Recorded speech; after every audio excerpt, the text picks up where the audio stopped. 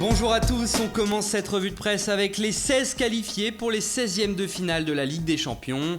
Et si le tirage au sort n'est que lundi, on peut déjà avoir les tendances pour les prochaines affiches.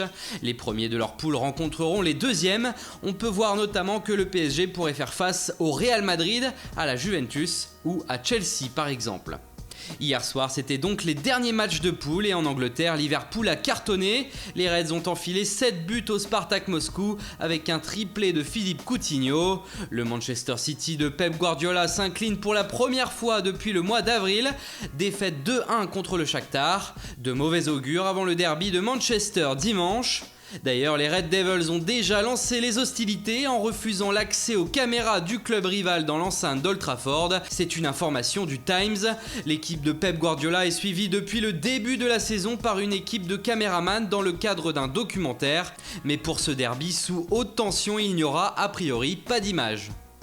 En Espagne, CR7 a de l'or dans les bottes, c'est le titre de Marca qui souligne la belle performance du Portugais buteur face à Dortmund hier. Et pour l'occasion, Cristiano a battu un record, celui d'être le seul joueur à avoir marqué lors de toutes les rencontres d'une phase de groupe en Ligue des Champions. Et cerise sur le gâteau, ce soir, il recevra à Paris son 5e ballon d'or, pas de surprise donc. À la une de Sport, on retrouve Lionel Messi qui a décidé de se confier. Dans un entretien, il déclare notamment « J'ai compris que je devais jouer moins. Je comprends que Mascherano veut partir du Barça. Cette année, je veux gagner la Liga, la Ligue des Champions et le Mondial avec l'Argentine. D'ailleurs, si ça ne se passe pas bien en Russie, on doit tous disparaître. » Tous dégagés, dit-il. Autant dire que la sélection argentine y va avec de l'ambition cet été pour ce qui pourrait être la dernière chance de la Pulga de remporter un titre avec son pays.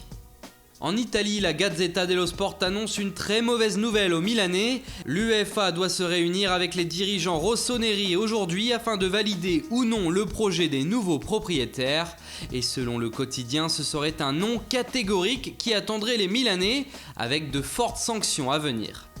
Enfin, on termine par le journal L'Équipe qui parvient à la fois à rendre hommage à Johnny Hallyday avec son titre et qui dévoile une information sur le PSG dans le même temps. En effet, la direction du club parisien préparerait déjà l'arrivée d'un nouvel entraîneur pour la saison prochaine et les successeurs potentiels à Unai Emery seraient dans l'ordre Massimiliano Allegri, Antonio Conte, Diego Simeone, José Mourinho, Luis Enrique et bien d'autres encore comme Mauricio Pochettino ou André Villas-Boas. Voilà, c'est tout pour ce matin, bonne journée à tous et on se retrouve très vite pour une nouvelle vidéo sur Foot Mercato.